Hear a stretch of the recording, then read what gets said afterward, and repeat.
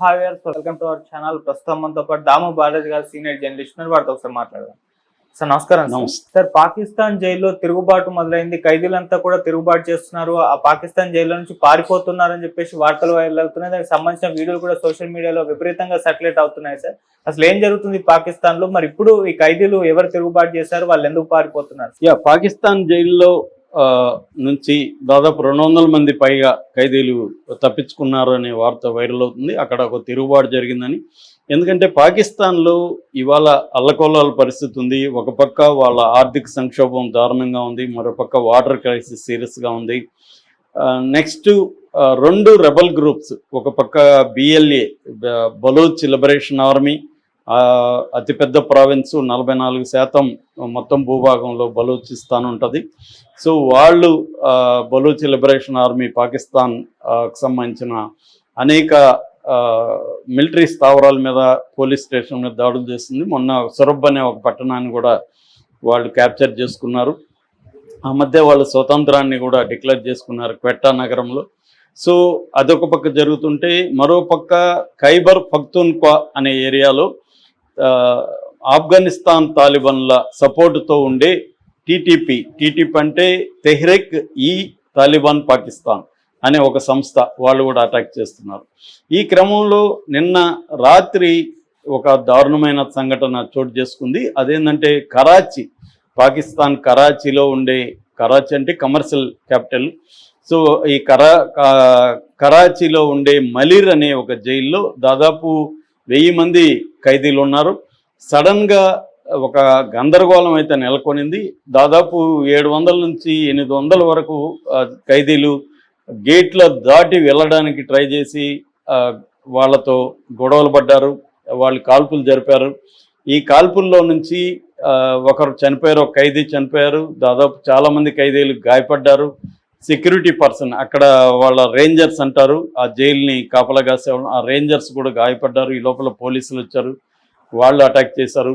ఈ మొత్తం దీంట్లో దాదాపు 200 మందికి పైన పారిపోయారని చెప్తున్నారు. కొంతమందిని అయితే పారిపోయిన వాళ్ళని, ఒక 70-80 మందిని మళ్ళీ పట్టుకోగలిగే, మళ్ళీ జైలుకి తీసుకొచ్చారు. మిగతా 200 మంది అయితే అబ్స్కాండ్ అయిపోయారు. వాళ్ళని కూడా పట్టుకోవడానికి కార్డన్ ఆఫ్ అండ్ సెర్చ్, అంటే మొత్తం నగరాన్ని మూసేసి అన్ని వైపుల నుంచి సెర్చ్ అనేది జరుగుతుంది.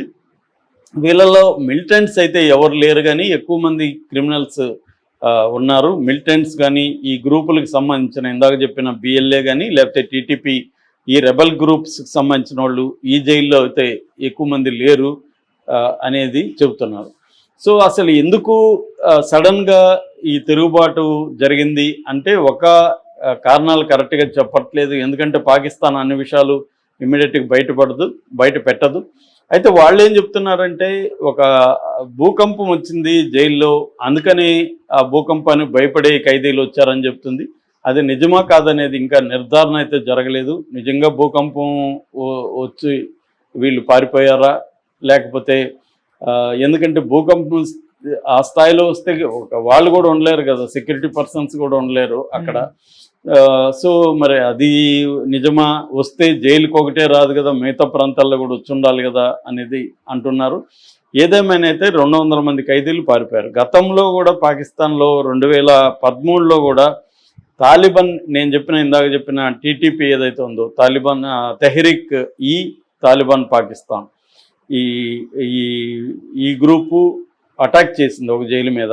అది వచ్చి డేరా ఇస్మాయిల్ ఖాన్ జైలు అంటారు దాన్ని. ఈ డేరా ఇస్మాయిల్ ఖాన్ జైలు అనేది ఖైబర్ పఖ్తూన్ఖ్వాలో ఉంటుంది. ఈ ఖైబర్ పఖ్తూన్ఖ్వాలో ఉండే ఈ జైలు మీదకి వీళ్ళు TTP వాళ్ళు అటాక్ చేసి అందులో ఉన్న తమ మనుషుల్ని దాదాపు 240 మంది దాకా విడిపించుకొని వెళ్ళారు. అందులో టాప్ లీడర్లు ఒక 15 మెంబర్స్ ఉంటారు మిలిటెంట్స్. అంటే ఇది రెగ్యులర్గా పాకిస్తాన్లో జరిగే పరిస్థితి తెలియదు, కానీ ఇది అతిపెద్దది. నేను చెప్పిన 2013 ఆ తర్వాత పాకిస్తాన్ జైళ్ళ సెక్యూరిటీని చాలా టైటన్ చేశారు. మొత్తం సెక్యూరిటీ కెమెరాస్ కానీ, ఫెన్సింగ్, ఎలక్ట్రికల్ ఫెన్సింగ్ కానీ, ఖైదీల్ని ఎక్కడికక్కడ సపరేట్ చేసేయడం కానీ, ఇవన్నీ చాలా జాగ్రత్తలు తీసుకున్నారు. ముఖ్యంగా హార్డ్ అండ్ మిలిటెంట్ ఖైదీలకి C క్లాసులు, D క్లాసులు అంటారు, అట్లాగే సాలిటరీ సెల్స్లో పెట్టేయడం, ఇవన్నీ జాగ్రత్తలు అయితే తీసుకున్నారు. అట్లాగే బయట నుంచి కూడా అటాక్స్ జరగకుండా చుట్టూ 2-3 అంచెల సెక్యూరిటీ వ్యవస్థని ఏర్పాటు చేసుకున్నారు. అందువల్ల 2013 నుంచి జైళ్ళ మీద అటాక్స్ అనేవి పాకిస్తాన్లో జరగలేదు. ఈ స్థాయిలో జైళ్ళ నుంచి తప్పించుకోవడం కూడా ఇదే ఫస్ట్ టైం. అంటే దీని వెనక ఈ టీటీపీ ఉంది అని ఒక ఇది వస్తుంది. రెండవది, పాకిస్తాన్లో ఈ ఆపరేషన్ సింధూర్ తర్వాత పాకిస్తాన్లో రెబలియన్ అటాక్స్ కూడా పెద్ద ఎత్తున జరగడం మొదలైంది. ముఖ్యంగా బిఎల్ఏ వాళ్ళు కాన్వాయిల మీద, మిలిటరీ కాన్వాయిల మీద, పోలీసుల మీద జరుగుతుంది. మరోవైపు పోలీసులకి మిలిటరీ వాళ్ళకి మధ్య కూడా గొడవలు జరుగుతున్నట్టుగా ఆ మధ్య కూడా ఒక వీడియో రిలీజ్ అయింది. ఒక పోలీస్ స్టేషన్ మీదకి మిలిటరీ వాళ్ళు అటాక్ చేయడానికి వచ్చినప్పుడు అక్కడ ఉన్న పోలీసులు చుట్టుపక్కల బిల్డింగ్లు ఎక్కి అక్కడ నుంచి గన్ను పెట్టి వాళ్ళని బెదిరించడం, ఆ వీడియోలు అంతా కూడా బయటకు వచ్చాయి. అంటే పోలీసులకి మిలిటరీకి మధ్య గొడవలు, సివిలియన్కి మిలిటరీకి మధ్య గొడవలు, ఈ రెబల్ గ్రూప్స్కి మిలిటరీకి మధ్య గొడవలు అనేవి సర్వసాధారణం అయిపోయింది పాకిస్తాన్లో. ముఖ్యంగా బిఎల్ఏ వాళ్ళు చాలా స్ట్రాంగ్ అయినట్టుగా ఈ మధ్యకాలంలో కనబడుతున్నారు. దీనికి పాకిస్తాన్ చెప్తున్నది ఏంటంటే, పాకిస్తాన్లో ఈ బిఎల్ఏకి ఇండియానే సపోర్ట్ చేస్తుంది. ఆయుధాలు ఇవ్వడం కానీ, లాజిస్టికల్ సపోర్ట్ కానీ, తర్వాత వీళ్ళకి గాయపడితే వీళ్ళని తీసుకెళ్ళి వైద్యం చేయించడం కానీ, ట్రైనింగ్ కానీ, ఇదంతా కూడా ఇండియానే చేస్తుంది అనేది మొన్న అసీం మునీర్ కూడా స్వయంగా ప్రకటించారు. ఎప్పటి నుంచో పాకిస్తాన్లో చేస్తున్నారు. సో ఓవరాల్గా ఏంటంటే, పాకిస్తాన్లో శాంతి భద్రతల ఇష్యూ అనేది గత కొంతకాలంగా క్షీణించిపోయింది దారుణంగా. నగరాల్లో, టౌన్లలో కూడా టెర్రరిస్ట్ యాక్టివిటీలు పెరిగాయి. నిజానికి మన దేశంలో టెర్రరిస్ట్ యాక్టివిటీలు అనేది బాగా తగ్గాయి. మొన్న పహల్గాం జరిగింది తప్ప అంతకుముందు చాలా కాలంతో సైలెంట్గా ఉంది పరిస్థితి. నగరాల్లో వీటిలో అంతా కూడా మన వాళ్ళు సెక్యూరిటీ ఇవన్నీ బాగా పెంచగలిగారు, తగ్గింది యాక్చువల్గా. కానీ పాకిస్తాన్లో గత కొంతకాలం నుంచి ఓన్లీ టెర్రరిస్టుల దాడుల వల్ల దాదాపు 90,000 మంది వరకు సైన్యం కావచ్చు, సివిలియన్స్ కావచ్చు అక్కడ చనిపోయారు. ముఖ్యంగా బలూచిస్తాన్ కావచ్చు, ఖైబర్ పఖ్తూన్ఖ్వా కావచ్చు, ఈ 2 ఏరియాల్లో మాత్రం విపరీతంగా రోజు ఏదో ఒక సంఘటన జరగడం, రోజు కొంతమంది చనిపోవడం అనేది జరుగుతుంది. ఈ మధ్యకాలంలో ఎక్కువగా మనకి పాకిస్తాన్కి మధ్య వార్ నేపథ్యంలో మనం ఫోకస్ కూడా పాకిస్తాన్ మీద చేసాం. అంతవరకు పాకిస్తాన్లో ఏం జరుగుతుందని మనం పట్టించుకునే వాళ్ళం కాదు. ఇప్పుడు ప్రతిదీ మన ఇండియన్స్కి కూడా పాకిస్తాన్లో ఏం జరుగుతుందనే